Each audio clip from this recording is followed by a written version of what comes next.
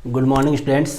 देखो भैया, अपने हिस्ट्री की ऑनलाइन क्लास चल रही थी और उसमें अपने छठा चैप्टर जो है वो कंप्लीट हो चुका है। सातवां चैप्टर जो है वो है अपने राजस्थान में स्वाधीनता संग्राम और राजस्थान का एकीकरण।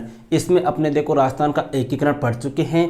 राजस्थान में 1857 की क्रांति अपने हो चुकी है और राजस्थान में जन जागृति के कारण हो चुके हैं। अगर आपने ये वीडियो नहीं देखे हैं तो प्लेलिस्ट के माध्यम से आप इनको देख सकते हैं। अब देखो सातवें चैप्टर में जो अपने शेष टॉपिक है वो कौन से हैं, एक तो प्रजामंडल और एक राजस्थान के प्रमुख क्रांतिकारी। तो देखो अपने राजस्थान के प्रमुख क्रांतिकारियों वाला चैप्टर अपने स्टार्ट कर रहे हैं और उसमें अपने जो सबसे पहले क्रांतिकारी जिसकी अपने आज चर्चा करेंगे वो है अपने विजय सिंह फतिक। ठीक है भैया, तो सबसे पहले बात करते हैं विजय सिंह फतिक के प्रारंभिक जीवन परिचय की।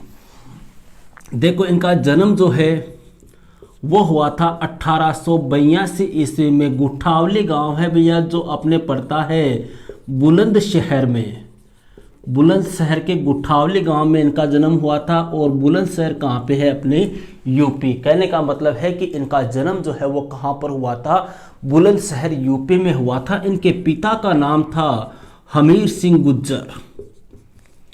पिता का नाम था हमीर सिंह गुज्जर और इनकी माता का नाम था कमला कुमारी, या कई जगह कमल कुमारी भी लिखा हुआ आता है। ठीक है, इनके देखो भैया बचपन का नाम या इनका वास्तविक नाम जो है वो था इनका भूप सिंह। इनका वास्तविक नाम जो है वो क्या था, भूप सिंह था। अब भूप सिंह से इनका नाम विजय सिंह फतिक कैसे पड़ा उसकी चर्चा करेंगे अपने आगे। ठीक है, आगे देखते हैं इनका नाम विजय सिंह फतिक कैसे रखा गया। अब देखो भैया, इनके पिता थे हमीर सिंह और इनके दादा थे इंदर सिंह। ये भी एक प्रकार से कह दे कि सच्चे देशभक्ति, सच्चे देश प्रेमी और क्रांतिकारी थे। तो कहने का मतलब हो गया कि विजय सिंह फतिक में जो देश प्रेम की भावना है, देशभक्ति की भावना जो है वो इनको विरासत में मिली थी, क्योंकि इनके दादा परदादा, इनके पिता जो थे वो भी देश की सेवा के लिए, देशभक्ति के लिए उन्होंने भी अपने प्राणों को त्याग दिया था। और दूसरी बात, विजय सिंह फतिक जो है वो बचपन से ही अपने रास बिहारी बोस और सचिंद्रनाथ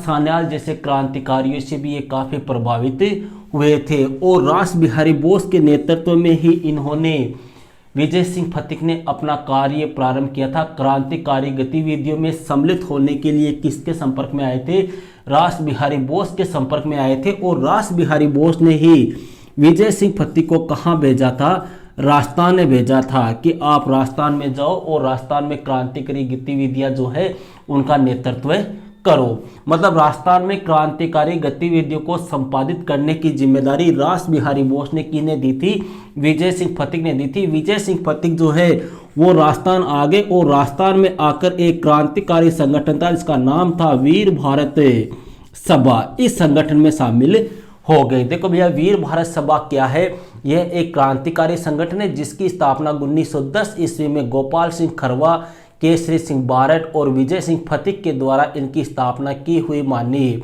जाती है। क्लियर है। देखो भैया, यही विजय सिंह फतिक जो है वो 1912 ईस्वी में जब लॉर्ड हार्डिंग के ऊपर बम फेंका गया था दिल्ली के चांदनी चौक में, उसमें भी ऐसा कहते हैं कि विजय सिंह फतिक जो है वो क्रांतिकारियों के साथ में थे, लेकिन ये पुलिस के हाथ नहीं आए। इसके बाद में देखो भैया, 1915 ईस्वी में रास बिहारी बोस ने एक योजना बनाई थी, संपूर्ण भारत में सशस्त्र विद्रोह की योजना। कौन से विद्रोह की, सशस्त्र विद्रोह की योजना बनाई थी। और राजस्थान में इस योजना का नेतृत्व करने की जिम्मेदारी किसको सौंपी गई थी, विजय सिंह को सौंपी गई थी कि राजस्थान में इस विद्रोह का नेतृत्व विजय सिंह फतिक के द्वारा, गोपाल सिंह खरवा के द्वारा किया जाएगा। लेकिन ऐसा कहते हैं कि यह योजना जो है, इस योजना का भेद खुल गया, या आपने कह दे कि ब्रिटिश सरकार को इस योजना की जानकारी मिल गई, जिसकी वजह से यह योजना फेल हो गई और विजय सिंह फतिक को पुलिस के द्वारा गिरफ्तार करके टोडगढ़ की जो जेल है वहां पर क्या कर दिया गया, नजरबंद कर दिया गया या वहां पर बंदी बनाकर रखा गया। लेकिन विजय सिंह फतिक जो है वो काफी होशियार थे, काफी चतुर थे और यहां से 1915 ईस्वी में ही फरार हो गए।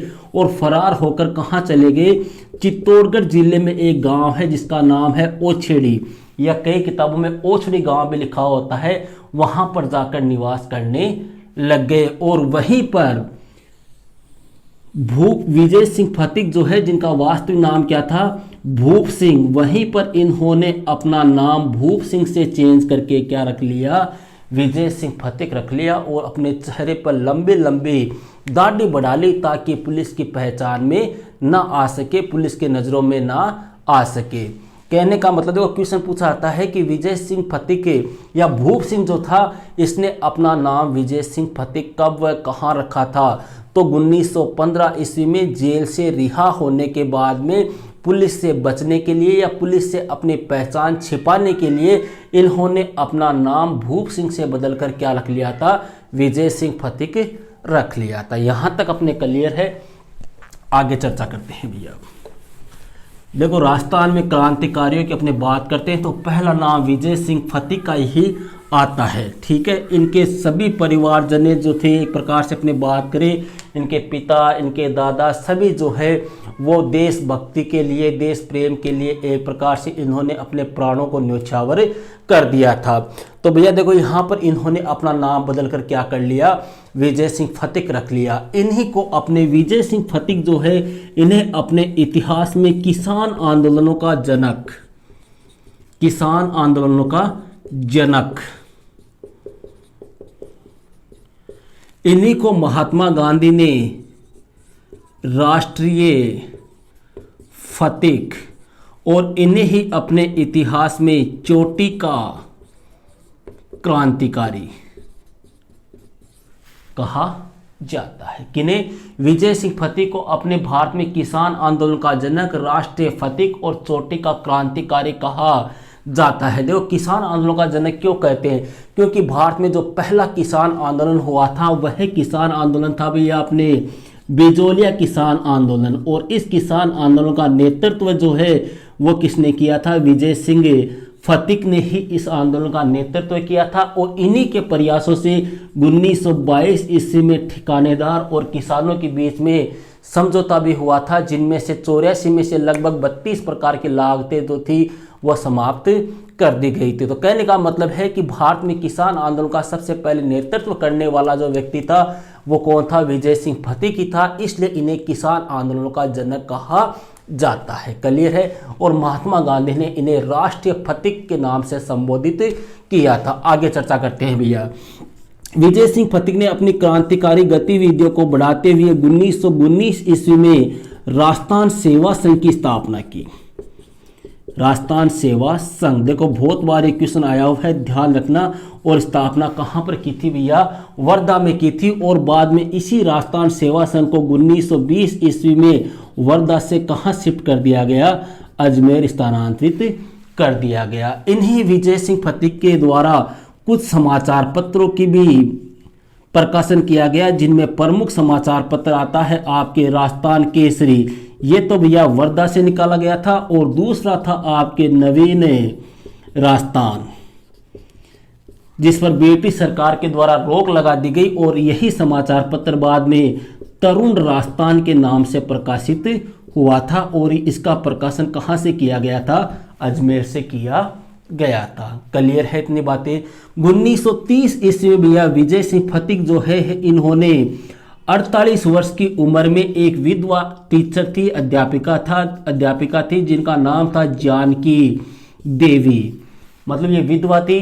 इनके साथ में 48 वर्ष की उम्र में विजय सिंह फतिक जी जो है इन्होंने क्या कर लिया था, विवाह कर लिया था। विजय सिंह फतिक जो है इन्होंने ही विद्या प्रचारिणी सभा की स्थापना भी की थी, जिसका संपादन जो है हरि भाई किंकर के द्वारा किया जाता था। और 1954 ईस्वी में भैया इस महान क्रांतिकारी की अजमेर में क्या हो गई, मृत्यु हो गई। भारत सरकार ने इनकी मृत्यु के ऊपर 1991 ईस्वी में इनकी याद में 1 रुपये का डाक टिकट जारी किया था। ये थे भैया अपने विजय सिंह फतिक। देखो इनके बारे में महात्मा गांधी जी ने एक पंक्ति और कही थी कि और व्यक्ति केवल बात करते हैं, केवल बोलते हैं, लेकिन फतिक जी जो है वो पुलिस की तरह कार्य भी करते हैं। ऐसा कि इन्होंने कहा था, महात्मा गांधी जी ने विजय सिंह फतिक के बारे में कहा था। तो ये थे भैया अपने विजय सिंह फतिक। नेक्स्ट वीडियो में अपने बात करेंगे एक नवीन क्रांतिकारी की। ओके,